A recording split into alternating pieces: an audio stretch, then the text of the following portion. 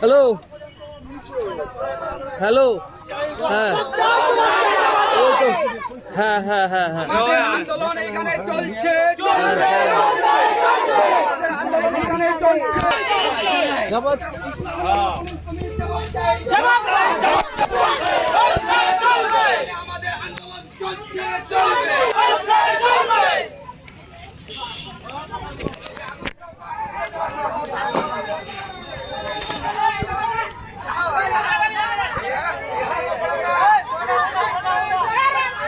তুলে নিলেন, কি হলো লাস্ট? আমাদের হাসমি বাবু আসে, আমাদেরকে বললো যে কলকাতা থেকে পুলিশ আসতেছে, আর যদি না আসে আধা ঘন্টা বা 1 ঘন্টার মধ্যে, তো আমি মানে আসি এখানে।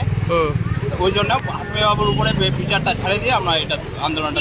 এখন অবধি মানে কি পেলেন আপনারা খোঁজ খবর? খোঁজ খবর তো কিছুই নাই। মেন আসামি এদিকে এসে ঘুরে বেড়াচ্ছে। হাসমি বাবুর নাম্বারে আমরা মেন আসামির ছবি দিয়েছি, ইনকোয়ারি হয়েছে কি হয়নি এখনো কোনো খবর নাই।